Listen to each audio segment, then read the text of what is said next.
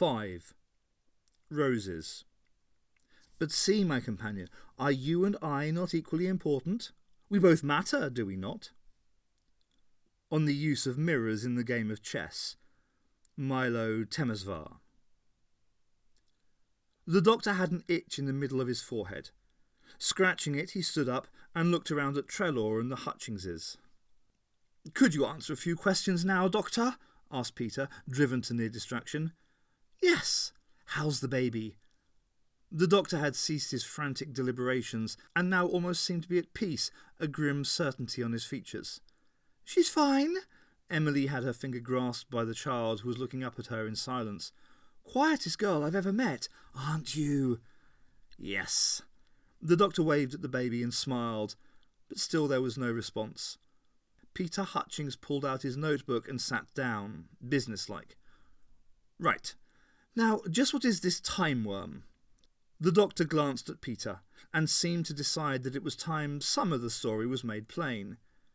He stared into the distance and bit his knuckle.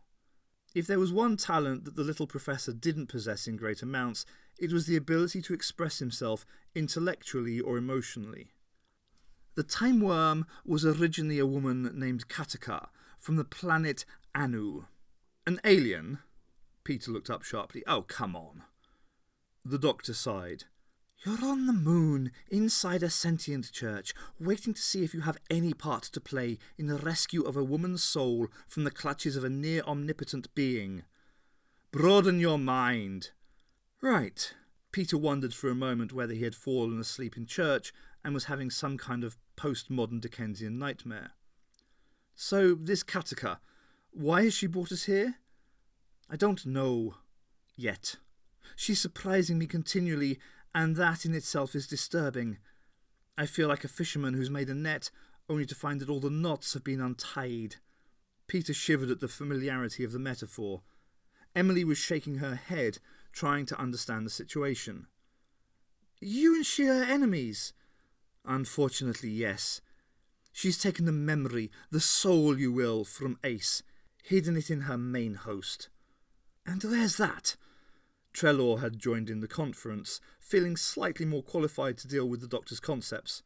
He was wary of equating a person's immortal soul with simple memory, but gave him the benefit of the doubt on poetic usage. "A computer or mind. She's been hiding there, plotting, only hopping out into the material world to prepare her game." "How do you feel, Saul?"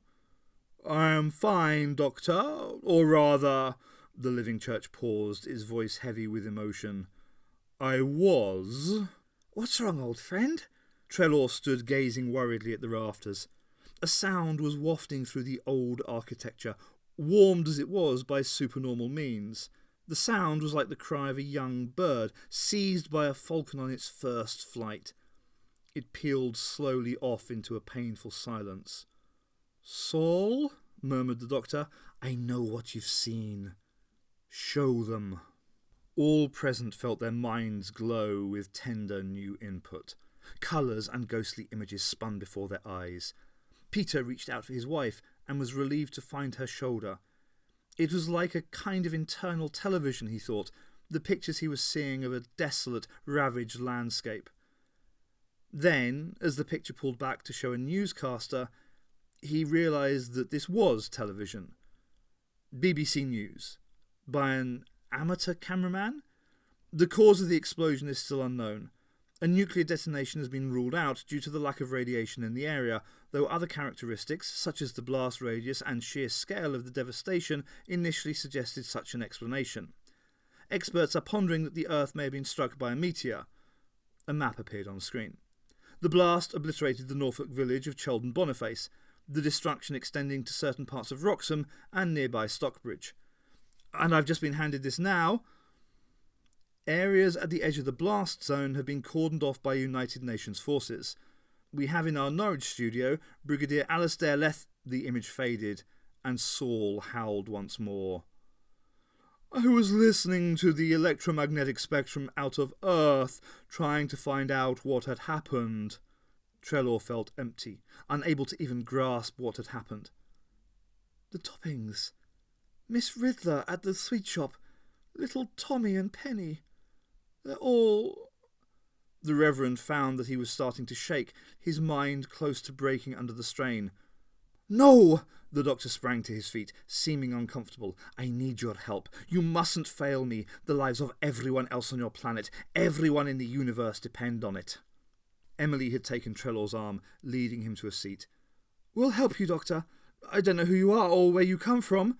She looked up at the Time Lord with a steady gaze. "But somehow I know that you're on our side." Peter looked at her, knowing that he was white in the face.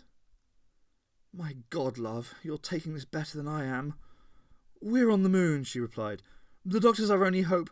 Besides, I've always known who I can trust." The doctor's face twitched slightly, as if he had been struck again, but he smiled sadly. "Thank you." Peter was holding on to the wood of the pew, as if he was on a fairground ride and afraid that he would fall off. "How is it we're kept alive on the lunar surface?" "The Timewyrm is empowered to draw psionic strength from its hosts and victims. It seems to have found itself a very powerful energy source, and is thus choosing to maintain us by bringing atmosphere here from Earth." "But that's magic." "No," the doctor smiled mysteriously. "Magic is something quite different." "Who is this host of his, then?" asked Emily. The doctor put his finger to his lips, obviously pleased at the woman's perception. He wandered up to the Golden Eagle lectern, measured it with his umbrella, and walked 4 careful paces towards the wall of the church. "Doctor, what are you doing?" boomed Saul, still sounding devastated. "If there is anything that I can do to help—" "No," murmured the doctor. "I'm looking for something, a little gift." "Who for?" Peter had replaced his notebook, despairing of learning anything useful from this mysterious little man. "Me." The doctor found a certain spot in the wall and tapped with his umbrella. Then he carefully removed a small stone. In a cavity in the wall lay a glittering medallion, which he held aloft, darkly satisfied. "That is not possible," cried Saul. "I know every inch of this church, every stone. I inhabit every atom. I would have known." "Hush!" The doctor handed the amulet to Peter, who looked at him, puzzled. The piece consisted primarily of a round blue gem, in the interior of which a distant fire pulsed. It was framed in a metal circle, inscribed with runes of some sort that Peter didn't recognise. The gem reminded the mathematician of afternoons spent in the loft of his father's house near Oxford. Mysterious crates full of knowledge, wonderful old books. The medallion was alive and ancient at the same time. He handed it to Emily.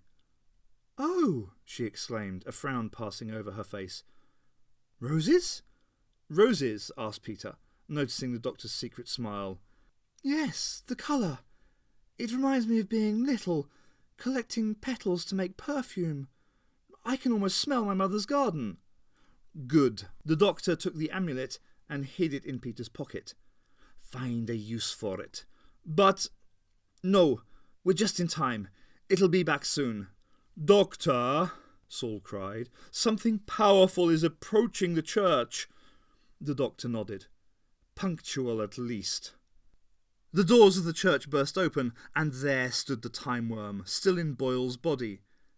To the inhabitants of the church it seemed like the devil himself had arrived. Emily gazed at the metal head and child's body, and found herself wishing that she had a deity to pray to. The small being swept its gaze around the building. "You should not have tried to block the door against my arrival, Saul. I am much more powerful than you." "Nevertheless," chorused the church, its voice full of disgust, "I had to try. Your footsteps profane this place." The Timewyrm frowned, as if such criticism was a slight annoyance. "Doctor," it beckoned to the Time Lord, "it is time for you to come with me. I have someone else for you to meet." Trelaw had, shudderingly, stood up and made his way to the lectern. Now he stepped forward, holding the big Bible before him. "In name of—" With a whack of air, the worm flicked its fingers and sent the Reverend sprawling aside. "Doctor, I must insist. It is time for the next round of our game." "Yes, it is." The Time Lord put on his hat and turned to look at the humans in the church. "See you soon, I hope." "There is little chance of that," chuckled the worm, glancing around the place as if he'd smelt something. The doctor walked out onto the lunar surface and the doors closed. Trelaw had unsteadily regained his feet. "God be with you, Doctor," he muttered, and, falling to his knees, he began to pray.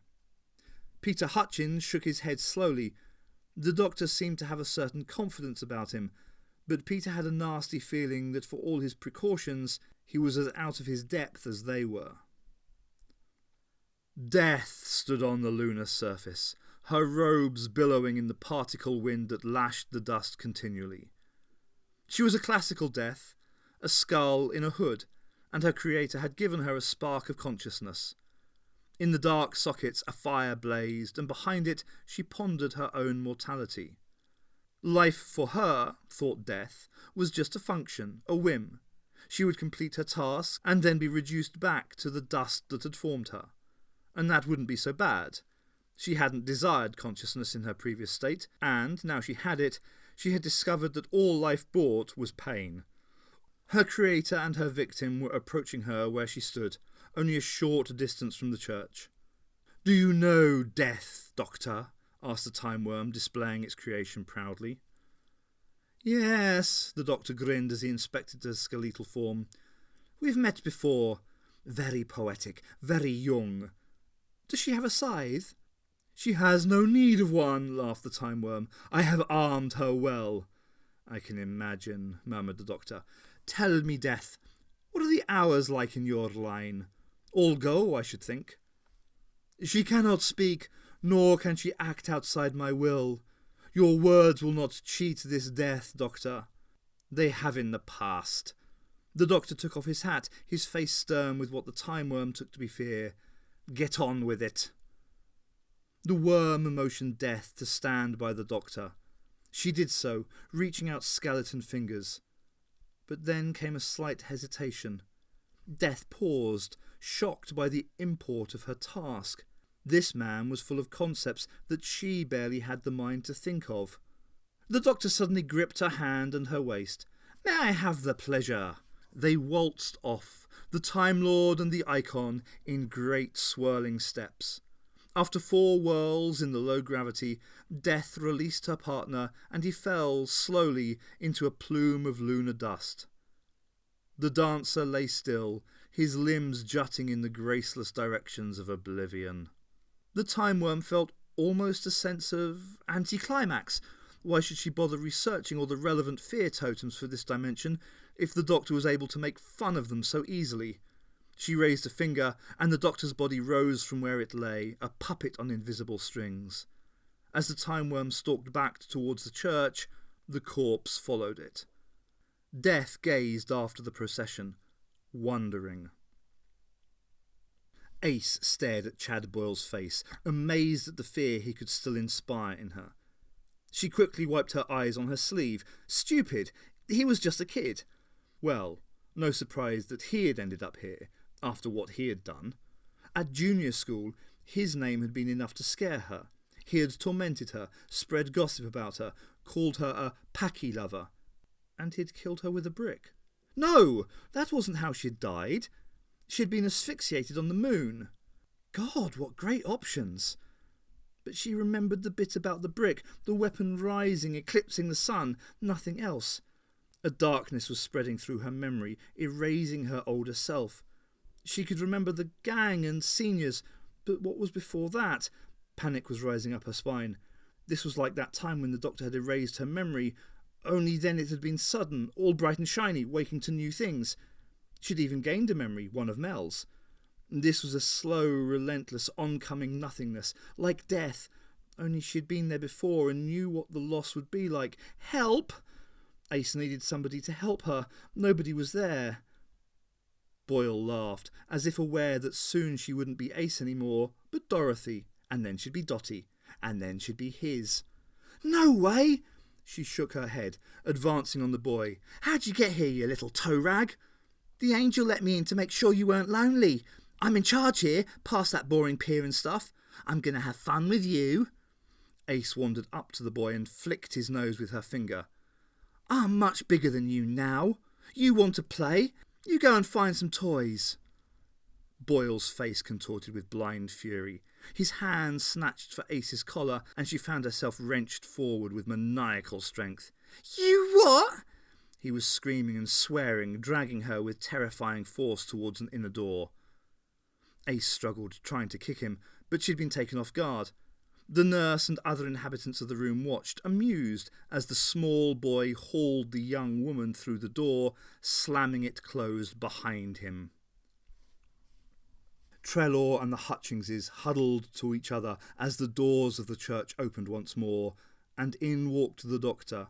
His head hung unsupported at an angle, and his arms swung limp at his sides. "Doctor?" called Trelaw, but no reply was forthcoming. From the doorway the Timewyrm watched, pleased. The doctor stepped up onto the altar and lay beside the deathly form of Ace. The Timewyrm waved its fingers subtly, a tiny, artistic gesture. The doctor arranged his companion's arms in a cross over her chest, and then did the same himself, before finally losing the semblance of life. If the two forms were breathing, it was only slightly. "What have you done to them?" roared Saul. "The doctor and Ace are now both in my domain," declared the Timewyrm, closing the doors. "I think it is time for me to join them. Amuse yourselves for a while." Emily stared at the creature as it departed. It was obscene that such a monster should walk like a small boy, have the same pudgy fingers and gauche body language. She wondered yet again if this wasn't some fevered nightmare, something that talked of her longing for a child and her fear of actually having one. Saul's anger could be felt rippling through the rafters. "Abomination!" cried the church impotently. "Foul creature!" Trelaw looked down upon the two figures that lay still and cold upon the altar. They were like some ancient knight and his steward, entombed here having lost the fight against the dragon. Trelaw said prayers quietly over the comatose forms. The doctor strode down the corridor, a new purpose in his step. The walls were covered with pictures. The Academy, ancient Gallifreyan glyphs, the unit Christmas party of 1973. At the end of the corridor, in front of an imposing wooden door, the Time Lord stopped for a moment. A plaque hung on the wall. "This bureau is hereby licensed as a legitimate purveyor of endless suffering," the doctor read. "Very neat, very ugly." He raised his umbrella and knocked it hard on the door 3 times. "Now," he said to himself, "all the world's a stage. Stage 1. The door opened. He sauntered into the waiting room and rang the bell on the desk cheerfully. The nurse glared up from her book. "I am the doctor," the new visitor grinned at a private joke, "and I have reservations." The worm-boiled creature was building itself a shelter. Puffs of flame from the nostrils of the tiny dragon head were carving out a hollow in lunar rock. Into the hollow the child-sized monster crawled, and a sheet of moon dust rose up to seal the chamber off. Inside it, Boyle lay curled like a fetus in an egg, his angular new face smoothed by sleep into something that approached innocence. The Timewyrm skittered about his neural cortex, deactivating the microcircuits that had allowed it to use the boy's form. For a moment, the electronic being considered disrupting the brain altogether, letting the instinctive breathing and heart functions cease, but then it decided that this meat might be useful again at some point. There was no point in random malice. The portion of the Timewyrm equation that had controlled Boyle deactivated everything but a final component, a transponder that was lodged in the boy's grey matter. Activating it, the mathematical monster was broadcast back to join its main self in the primary host. Transmission complete, the transponder winked off. The skull was silent. Nobody, Boyle or the Timewyrm, was at home. Outside the hide, Death stood for a while, pondering.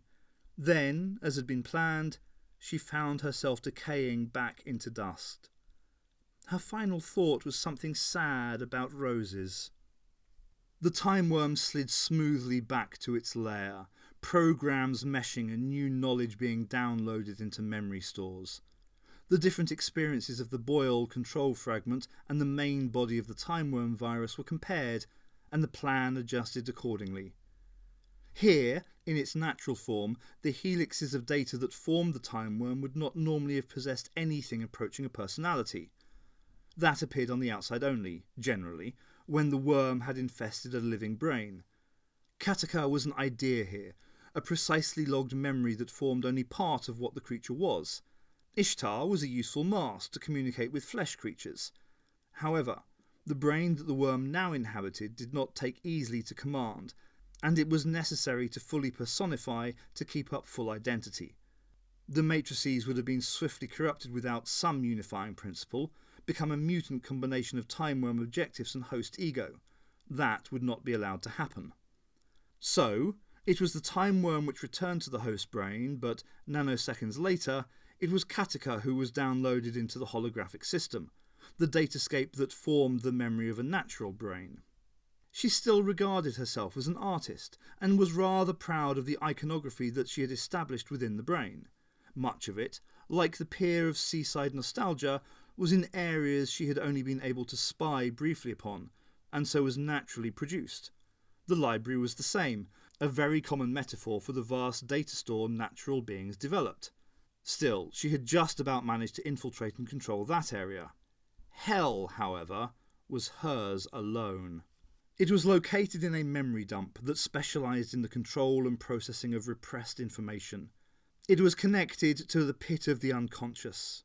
Dream images, powerful old icons, and thrashing, twisting nightmares were dealt with here, rationalised or thrown back from whence they came.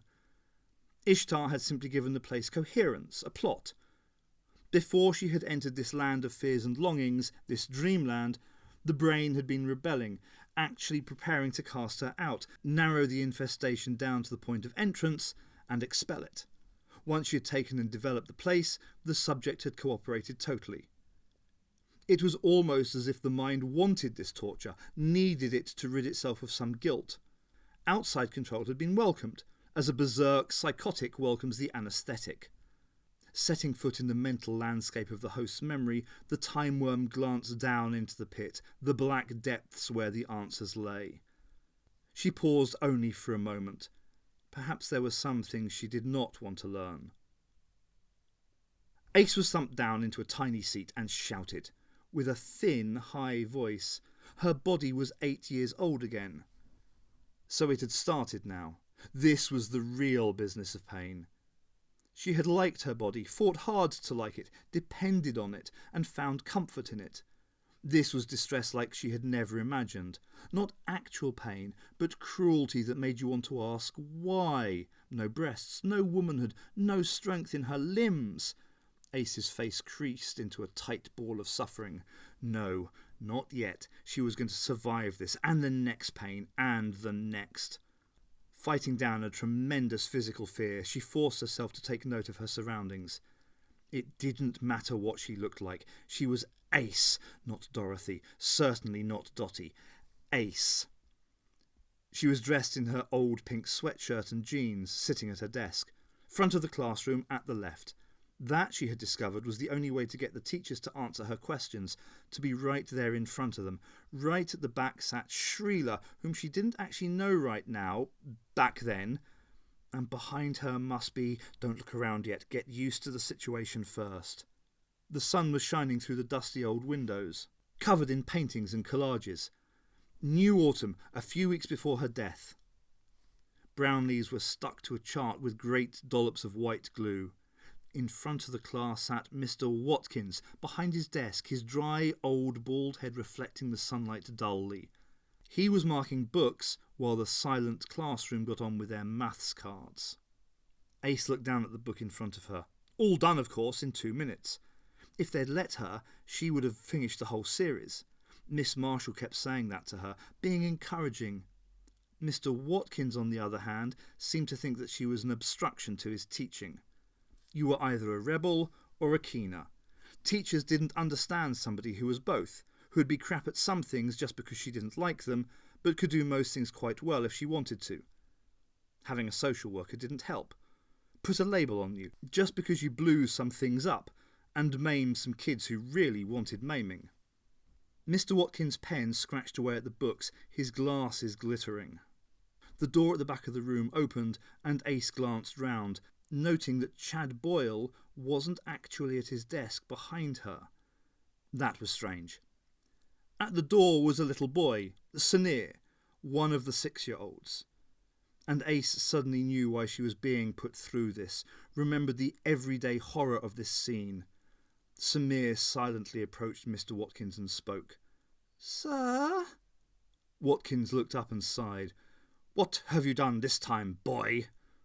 "Miss Haynes sent me over because I was being noisy in class." "Why do we have to go through this time and again, you repulsive child?" The class had taken an interest, and Watkins was playing up to them, as he always did, making a sort of horrible comedy out of it all. Sanir seemed to be the only boy who ever got punished in Miss Haynes's class, or at least the only one she sent to Mr. Watkins, who was the deputy head. At least once every 2 weeks he would appear in the classroom to describe his latest wrongdoing. Watkins would scold the boy theatrically, then bend him over his knee and smack him 3 or 4 times. In the playground they said that Watkins and Miss Haynes were going out. Nobody was certain that teachers did that, though. Watkins grabbed the back of the Asian boy's hair and bent him over his lap. "What will we do with you?" he asked, and raised his hand. Dorothy had always wanted to somehow leave or stop it, but wasn't able to even think of doing so.